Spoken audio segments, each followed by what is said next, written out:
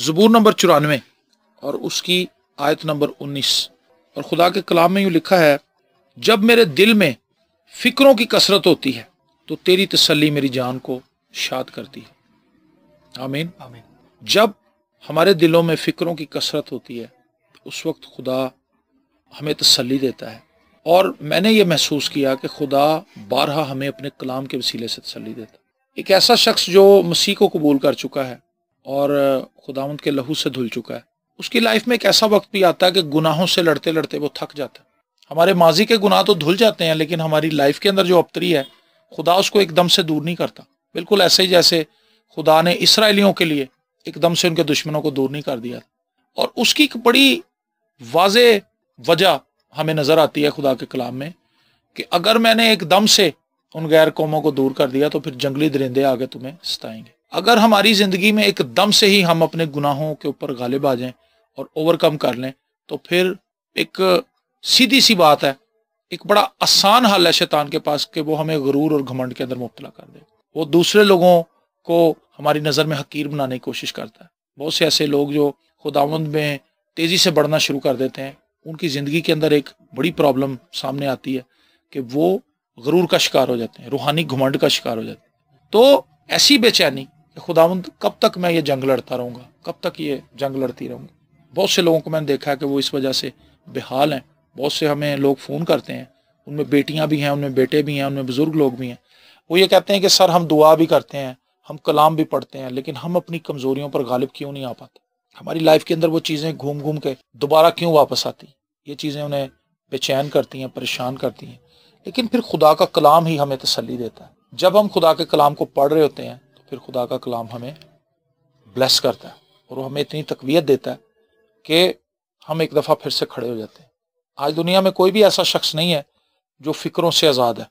Domestic فکریں بہت زیادہ ہیں، گھروں کے اخراجات ہیں، اور ان میں بلز ہیں جن کا بھی ہم ذکر کر رہے تھے، بچوں کی فیسیں ہیں، کھانے پینے کی ساری چیزیں ہیں۔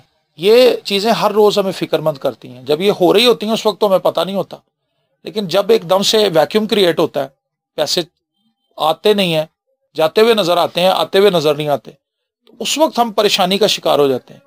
ایسی حالت میں بھی خدا کا کلام ہمیں تسلی دیتا ہے۔ بائبل میں بہت سی ایسی آیات ہیں جو ہمیں دلیر کرتی ہیں، جو ہمیں مضبوط کرتی ہیں۔ تو میں نے ایک چیز اپنی ساری روحانی زندگی میں محسوس کی کہ میرے لیے اور آپ کے لیے جو سب سے بہترین ٹول ہے خدا کے پاس ہمیں سٹینڈ بائی رکھنے کے لیے، ہمیں مضبوط کرنے کے لیے، وہ اس کا اپنا کلام ہے۔ ہماری باتیں ایک دوسرے کو تسلی دے سکتی ہیں، وقتی طور پہ ہم اس سے تسلی پا سکتے ہیں، لیکن خدا کا کلام جو شخص ڈیلی پڑھتا ہے اس کی جو تسلی ہے وہ دوسرے لوگوں سے فرق ہے۔ یسوع مسیح نے کہا میں اپنا اطمینان تمہیں دیتا ہوں، جیسا اطمینان دنیا دیتی ہے ویسا نہیں۔ مطلب یہ ہے کہ خداوند کا اطمینان بالکل فرق ہے، وہ دنیا کے اطمینان سے بالا تر ہے۔ کئی بار ہمارا کوئی بڑا عزیز آ جائے ہمارے پاس، اس کے آنے سے غم کی حالت میں جب وہ ہمارے پاس آتا ہے، ہمارا پتہ کرنے کے لیے ہمارے لیے دعا کرتا ہے، ہمیں تسلی ملتی ہے، ہمیں اچھا لگتا ہے، ہم خدا کی شکر گزاری کرتے ہیں۔ لیکن جب براہ راست ہم خدا سے بات کرتے ہیں، خدا کا کلام جب ہم سے بات کرتا ہے، اس وقت جو ہماری کیفیت ہوتی ہے اس کو لفظوں میں بیان کرنا ناممکن ہے۔ موسیٰ کے ساتھ بے شمار لوگ تھے جو مصر میں سے اس کے ساتھ نکلے تھے، لیکن اس کو تسلی دینے والا کوئی نہیں تھا، بلکہ وہ اس کے اگینسٹ باتیں کر رہے تھے کہ کیا مصر میں قبریں نہیں تھیں تو ہمیں وہیں مرنے دیتا۔ موسیٰ کے اندر بڑی بے چینی تھی اس وقت، اس نے خدا سے بات کی، خداوند میں کیا کروں، مصری بھی آ گئے ہیں، میرے لوگ بھی میرے ساتھ نہیں کھڑے، وہ میرے ساتھ متفق نہیں ہیں، وہ میرے خلاف بڑبڑا رہے ہیں، میں کیا کروں؟ خدا نے اس سے کہا کہ بھی تو مجھ سے کیوں کہتا ہے، تو اپنا سا بڑھا، سمندر تمہیں راستہ دے گا، اپنی قوم سے کہ آگے بڑھ۔ میں سمجھتا ہوں کہ ایک بہت عظیم بات ہے جب ہم خدا سے بات کریں اور خدا ہم سے ہم کلام ہو، اور جب خدا ہم سے ہم کلام ہوتا ہے پھر وہ ایسی تسلی دے دیتا ہے ہمارے ساتھ، پھر چاہے کوئی بھی نہ ہو، پھر ہمیں کسی کی ضرورت نہیں۔ جب تک خدا نے ہم سے کلام نہیں کیا، جب ہمارے پاس خدا کی تسلی نہیں ہے تو ہم ڈیپینڈنٹ ہیں لوگوں پہ، کہیں سے کوئی ایسا جملہ مل جائے، کہیں سے کوئی ایسی بات آ جائے کہ وہ میری فیور میں آئے۔ لیکن جب خدا کی فیور آپ کے ساتھ ہے پھر آپ کو کسی دوسرے انسان کی فیور کی ضرورت نہیں رہتی۔ اور وہ کہتا ہے کہ جب میرے دل میں فکروں کی کثرت ہوتی ہے تو تیری تسلی میری جان کو شاد کرتی ہے۔ یہ ایک ایماندار کے لیے بہت ضروری ہے کہ وہ ہر روز اپنے آپ کو خدا کے کلام سے سیراب کرے، ہر روز اپنے آپ کو خدا کے کلام سے سیر کرے۔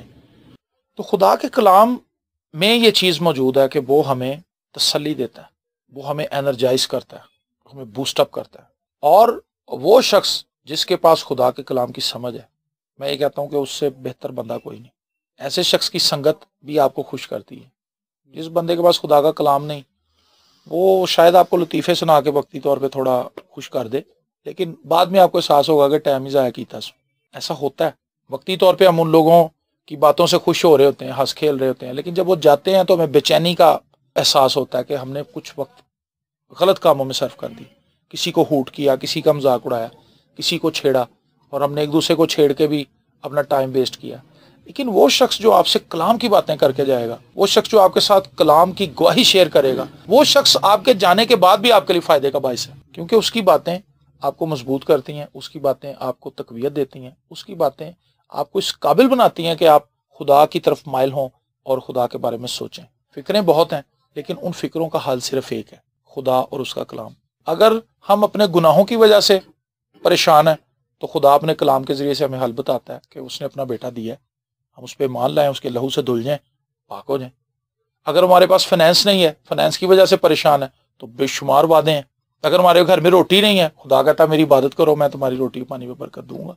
یہ ساری باتیں، ہماری سارے سوالوں کا جواب خدا کے کلام میں ہے.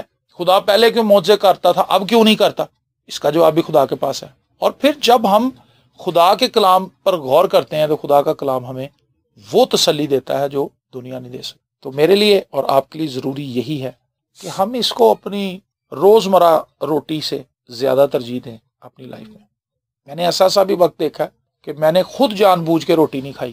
میرے آفس میں میرا باس جو تھا وہ میرے لیے کھانا لے کے آتا تھا اپنے گھر سے، بہترین کھانا.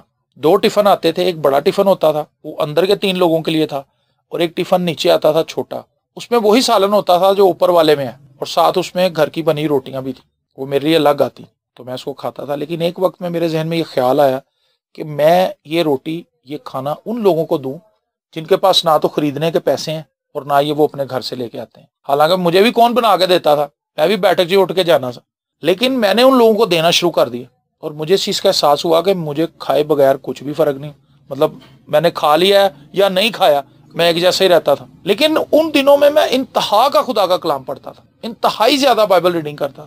تو مجھے اس چیز کا احساس ہوا کہ خدا کے کلام میں اتنی قوت ہے کہ وہ آپ کو روٹی کے برابر قوت دے سکتا ہے. بہت کم کھانے سے آپ مر نہیں جاتے، زیادہ کھانے سے بیماریاں لگتی ہیں انسانوں کو. بلڈ پریشر اور یہ شوگر اور یہ ساری چیزیں ہماری ضرورت سے زیادہ کھانے سے ہماری لائف کے اندر آتی ہیں. لیکن جب ہم اپنی لائف کے اندر اپنی بدنی ضرورت کے مطابق کھانا کھاتے ہیں اور اس کے اگینسٹ خدا کا کلام پڑھنا شروع کر دیتے ہیں تو خدا ہمیں زیادہ برکت دیتا ہے. ہم جسمانی طور پر بھی فٹ رہتے ہیں، اور روحانی طور پر تو ہماری فٹنس پھر کیا ہی بات ہے جب ہم نے اپنے آپ کو سیری خدا کے کلام سے کرنا ہے. اور ایسا شخص اپنے اندر ایک ایسی قوت کو رکھتا ہے جس کو صرف وہی جانتے ہیں جن کے ساتھ وہ بات کرتا ہے.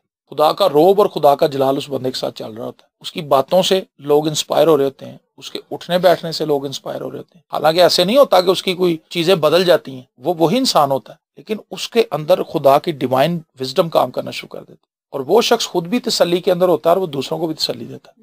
لیکن جو کلام سے خالی ہے وہ بندہ فکروں سے بھرا ہوا ہے، اور وہ ایسا آدمی ہے جو فکروں کے جراثیم دوسروں کو بھی لگاتا ہے، کیونکہ اس نے جہاں جانا ہے اس نے خوف و راز پھیلانا ہے. اس نے وہ خبریں سنانی ہیں جو ٹی وی کے اندر اس نے سنی ہیں، اس نے وہ خبریں سنانی ہیں جو اس نے اخبار کے اندر پڑھی ہیں، اس نے وہ خبریں سنانی ہیں جو اس نے اپنے دوست احباب سے سنی ہیں. لیکن جو شخص کلام پڑھتا ہے وہ یہ خبر سنائے گا جو خدا کہہ رہا ہے. آمین. تو تسلی اور اطمینان ہمیں خدا کے کلام سے ملتی ہے.